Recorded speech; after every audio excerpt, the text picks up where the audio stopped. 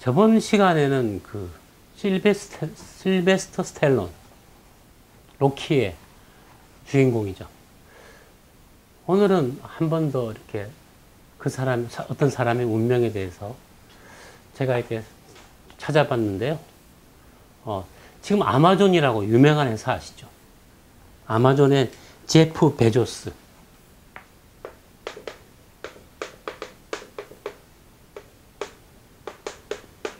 아주 특이한 인물입니다. 저는 이 사람은 거의 그 소시오패스, 남이 고통스럽냐 마냐는 보통 사업가로 성공한 사람 중에는요, 다른 사람의 심리나 그 상황에 대해서 이해를 안 하는 사람들이 많아요. 그냥 합리적인 것만 따지는 거죠. 냉혈한 저는 제프 베조스가 좀 과장해서 말하자면 냉혈한이 아닐까, 저는 그런 생각을 합니다. 목표를 위해서는 오로지 목표에 의해서 돌진만 하지 주변 사람이 힘들느냐 많으냐 그런 거 별로 인적 요인을 고려치 않는, 정말 참 좀 심하게 말하면 무자비한 장군이라 할까. 근데 그 사람 사주를 보면 이해가 갑니다. 1964년 1월 12일. 이 사람도 생시가 잘 돼 있습니다. 오전 11시 33분. 정확하게 나와 있습니다. 얘기했지만 서양 사람들은 생년월일 시만큼은 누구나 참 다 잘 알고 있어요. 그래서 사주 보기가 너무 좋습니다. 자, 사주를 바꿔볼게요. 64년 1월 12일은 사실 63년입니다. 2월 4일이 입춘이 돼야지만 새해니까요. 그래서 개묘생. 개묘생이고 을축일. 그리고 경신일. 오전 11시 반은 오시죠. 이모십니다. 제프 베조스 사주에서요, 1월 10일 굉장히 추울 때죠. 그죠? 그래서 저는 냉혈하느니라 그러는 겁니다. 추울 때 났는데, 이 사람 사주에서 따뜻한 기운은 오로지 태어난 시가 정심시간에, 요때 조금 오자가 있어서 따뜻한 기운이 하나 있습니다. 전체적으로 굉장히 차가운 사람입니다. 그래서 사주 구성을 보면 이것을 이제 상관이라 그러는데, 자기 생각을 바로 행동을 옮길 수 있는 특성을 가진 게 일종의 상관입니다. 상관이란 말은 체면불구하고 내 하고픈 것을 하겠다는 뜻이 상관이라 그럽니다. 여기에 있는 을목은 베조스가 그죠? 금인데 요걸 재라 그럽니다. 그래서 그죠? 여기도 또 물이 있죠. 그죠? 임수라고 하는 것. 이건 식신이라고. 제프 베조스는 어떤 사람이냐면요, 자기의 이익이 되는 바, 목적을 위해서는 일직선을 달려가는 사람입니다. 그런데 1월 12일에 태어났어요. 1월 12일에 물이라 그러면 굉장히 차겠죠. 그죠? 그래서 아주 냉철하게 목표를 향해서 돌진하는 사람입니다. 이 사람한테 오로지 목표를 위해서 불필요한 건 다 버리고 필요한 것만 챙기는 사람입니다. 직선적으로 굉장히 최선을 다해서 달려가는 사람입니다. 아마존이라는 회사는요, 정말 대단한 회사인 게, 영업 마진이요, 5%의 마진을 보고 하는 회사입니다. 사실 영업 마진이 5%라는 얘기는 순 마진, 즉 단기 순이익은 거의 없다 보셔도 됩니다. 진짜 극소한 이 마진을 보고서는 영업을 하는 회사입니다. 그렇기 때문에 다른 쇼핑몰이나 다른 온라인 쇼핑몰이나 또 일반 오프라인 샵들이 이 아마존한테 감당이 안 되는 거예요. 근데 그죠? 그 거대한 물류를 갖다가 어떻게 5% 이익을 내게끔 할 수 있을까요? 그죠? 제프 베조스는 5%의 마진이 확보되도록 마진을 키우지도 않습니다. 5% 되면 오케이예요. 그렇게 하기 위해서는 물류나 내부의 영업 비용이나 인건비나 모든 처리 과정이 전부 다 이 5%에 맞춰지도록 다 설계하겠죠. 어떤 것 때문에 뭐 5.2%가 되면 0.2% 무조건 날려야 됩니다. 목표를 갖다 끊어놓고 그 안에서 맞추는 거죠. 지금 세상에서 이렇게 무시무시하게 합리화시켜가면서 사업을 하는 업체는 전 세상에 아마존밖에 없습니다. 그래서 아마존 때문에 나머지 업체가 다 죽는 거예요. 제프 베조스는 경쟁, 목표, 힘들면 관둬라. 네가 원한다면 들어와라. 정말 참 철저하게 목표지향적인 사람이죠. 그 사주가 이게 나타나 있습니다. 자기의 목표를, 을목을 향해서 임수와 개수를 총동원해서 겨울이니까 차갑게, 냉철하게 합리적으로 도전해가는 사람이죠.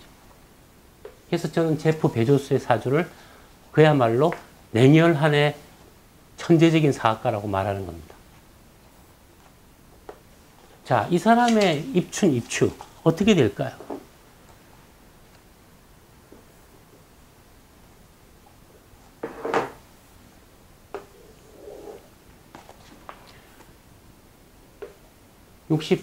음, 64년생인데 지난번에 그 실베스터 스텔론이 입춘에서 5년 뒤에 태어났죠.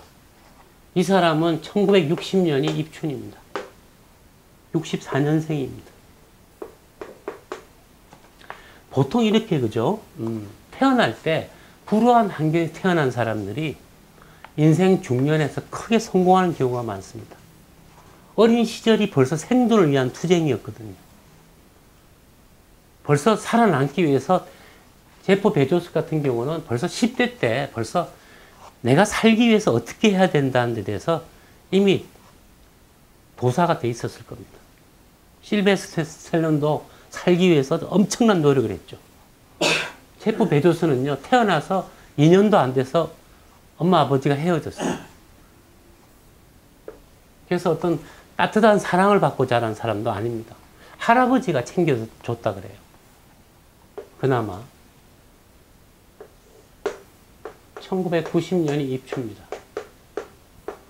이때가 운세가 최고라고 말하지만요. 이것은 뭐냐? 그 사람의 기세가 절정에 이르렀다는 뜻입니다. 기세가 먼저 있어야지만 그 다음에 그것이 결과적으로 어떤 성취, 즉 물건을 얻게 되죠. 제프 베조스는 이 무렵에 뭐 은행도 다니고요. 좋은 회사 대기업에서 입사라는 제의도 받았는데 다 거절했어요. 아주 작은 벤처 회사에 들어갔어요. 그리고 또 은행도 들어가서 아주 단기간 내에 최연소 진급도 하고요. 보통 사람이라면 그 정도에서 우쭐해서 머물겠죠. 근데 제프 베조스는 그런 건 다 자기가 하려는 목표를 위해서 일종의 경험이고요. 결국 이 사람이 94년에 사표를 내고, 자, 이것이 그죠? 5년씩이겠죠.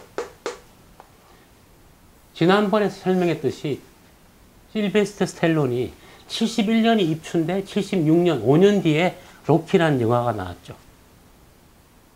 이 사람은 95년에 창업한 것이 아마존입니다. 아마존닷컴. 사실은 처음에는 책을 팔았어요.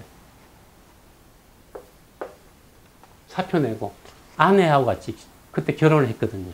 아내하고 둘이서 이 아마존닷컴을 차렸어요. 책방 온라인 서적이죠.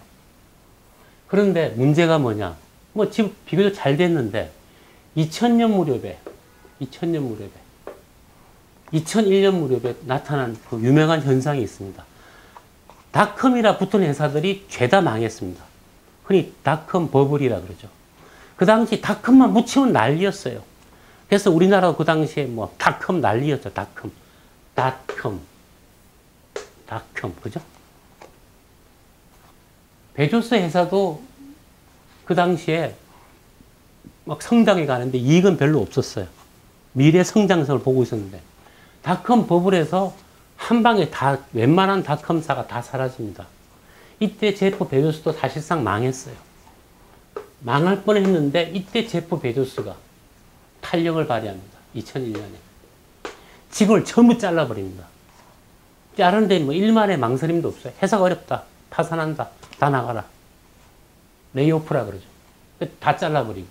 그러면서 책방이 아니라 오히려 종합 물류. 내가 최고의 적은 마진을 가지고 경쟁력을 확보해서 내가 다른 업체들 갖다가 물리치고 내가 시장을 선도하겠다는 사고방식을 제프 베조스는 2001년에 했습니다. 할로입니다. 제프 베조스가 성공한 기본 이유는요, 사실은 이때가 사람이 한창 운이 좋을 때인데 그때 외부적 외생 변수로서 닷컴 버블이 닥치면서 제프 베조스가 방심을 하지 않고 오히려 살아남기 위해서 변신을 했다는 거. 이거는 이 사람의 능력이라기보다도 사실은 상당 부분 팔자를 떠나서 시대의 변수가 있었던 거죠. 인물에 방심할 시간을 주지 않고 오히려 바짝 정신을 차리게 만들었죠. 그래서 제프 베조스는 책방을 때려치우고 종합 물류로서 아주 초슬림 마진으로서 혁신적인 유통 구조를 만들어서 전 세계를 지금 밀고 나가는 최고의 온라인 리테일 샵이 된 겁니다. 제프 베조스는요, 요거 되기 전에요. 그죠? 99년, 90년이니까, 그죠? 제가 지난해 그 가을 설명할 때 추분이 있다 그랬죠. 그죠? 보통 7.5년 뒤인데, 98년 무렵이죠. 그죠? 요 무렵에 99년에 타임지에 선정한 올해의 인물로 선정되기도 했습니다. 그만큼 스타가 됐는데, 사실 2001년에는 망했습니다. 근데 망했는데, 이런 사람이 위기를 기회로 바꾼 거죠. 이게 뭐냐? 제프 베조스의 엄청난 목표를 향한 그 사람의 능동적인 자세, 또 냉혈함, 목표 지향적, 뭐 다 자르고 완전히 변신한 겁니다. 그래서 2001년부터 사실은 아마존은 새롭게 창업된 거랑 마찬가지입니다. 무시무시한 회사가 등장한 거예요. 최근에 그 트럼프 대통령이 당선되면서 조금 힘들어하고 있어요. 왜냐하면 제프 베조스는 미국의 CNN이라고 하는 거대 방송국 있죠. 사실상 여기에 대주주거든요. 근데 CNN은 트럼프를 갖다가 씹고 있는 대표적인 엔티 트럼프 방송국이죠. 그래서 트럼프가 제프 베조스한테 너 나한테 왜 그러냐 하면서 지금 압력을 가하고 있어요. 뭐 정치 권력이 지금 이게 좀 뭐 탄압을 한다 그럴까. 미국이니까 뭐 노골적으로 못하죠. 하여튼 좀 압력을 줄을 틀고 있어요. 아마존은요, 2001년에 재창업하다시피 했기 때문에 보통 18년간 정도가 최고 절정의 모습을 보여줍니다. 그래서 그죠? 2001년에서 18년 더하면 2019년. 저는 아마존의 운세가 제프 베조스의 운세가 아니고요. 아마존의 운세는 2019년이 최고 절정일 거라 봅니다. 내년. 제프 베조스의 운세는요, 90년에 입주했기 때문에 사실은 2020년 바닥입니다. 이 친구 바닥까지 다 왔어요. 그런데 그렇게 별 탈이 없는 이유는 한창 방심하기 좋은 운세에 제프 베조스는 재창업하다시피 완전히 환골탈태하면서 엄청나게 이렇게 변신했기 때문에 지금까지도 무사하고 지금은 사실상 뭐 세계 최고의 갑부죠. 이 사람은요, 개인적으로 저는 별로 좋아하는 타입이 아닌데, 왜냐하면 사업하는 거, 일하는 것만이 관심사예요, 사실은. 나머지 뭐 별로 즐기는 것도 없을 겁니다. 오로지 그냥 그 전쟁터에서 싸우고 이기고 하면서 하는 그 자체. 일종의 워커홀릭이라 볼 수 있는데, 냉혈한이고요. 또 태어났을 때가 보통 운세가 이렇게 어렸을 적에 불우하게 자라는 사람들이 보통 야무지고 독하고 또 뭐 강하죠. 좀 이렇게 좋은 집안에서 좀 유복하게 자란 친구들은요, 사람이 너그럽고 상식적이죠. 그런 사람들은 독하지 못해요, 보통. 대신에 어느 쪽이 행복하냐. 자, 요 말씀만 드리죠. 이런 말이 있습니다. 겨울생들은요, 금전적으로는 보통 어려운 때가 없습니다. 평생. 좀 운이 바닥에 가도 야무지거든요. 겨울생은 금전적으로는 편하지만 행복한 사람은 여름생이란 말이 있어요. 그 말이 우연이 아니고 여름생들은 이렇게 그죠? 밖으로 드러내고 쾌활하고 좀 낙관적이고 또 성질도 냈다가 또 잘 풀어지고 그렇기 때문에 겨울생들보다 여름생은 인생에 행복한 사람이 많고요. 대신에 뭐 돈은 잘 못 벌어요. 반대로 겨울생들은 그렇게 행복하진 않지만 야무지고 꼼꼼하고 실수가 없죠. 대신에 일생이 그렇게 행복하기보다는 인생이 그죠? 투쟁으로 일관되는 수가 많다. 장단점이 있습니다. 그런 면에서 제프 베조스는 참 정형적인 겨울생으로서 또 바닥에 태어났습니다. 바닥 근처에. 그렇기 때문에 오로지 목표지향적이고 아주 지독한 사람이다. 제프 베조스도 이제는 사실은 내부적으로는 이미 기가 다 빠져 있어요. 열정은 없지만 그동안 해온 그런 능력, 스킬 가지고 이 사업을 끌고 나가고 있는데 과연 아마존이 영업이익 5% 마진을 가지고 얼마나 끌고 나갈 수 있을까? 사실은 미국의 경영학계나 많은 사람들이 참 저게 얼마까지 갈까? 굉장히 사실은 궁금해하는 뭐 그런 건데, 그죠? 저는 아마존이 사실은 그렇게 오래갈 회사라 보지는 않습니다. 왜냐하면 너무 마진이 적어요. 그렇지만 저는 제프 베조스가 세상에 기여한 바가 있다고 생각하는 것이 뭐냐? 5%의 영업 마진을 가지고 저렇게 돌릴 수 있다는 거. 그것은 새로운 유통 구조와, 그죠? 또 그런 프로시저, 영업 절차, 사업 내부 절차를 갖다 그만큼 거기 맞도록 초간단, 슬림하게 만들 수 있다는 거. 그걸 눈앞에 보여주고 있거든요.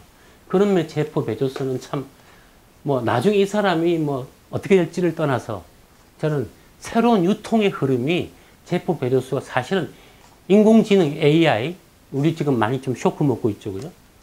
사실 이 아마존이라는 이 흐름이 지금 미국에서 지금 휩쓸고 있지만 만약 이것이 한국에 들어온다면 어떻게 될까? 한국 유통 구조는 일단 초토화될 거라고 봅니다. 그래서 그죠? 이것 또한 새로운 물결이다. 자, 오늘 여기까지 하겠습니다. 한 18분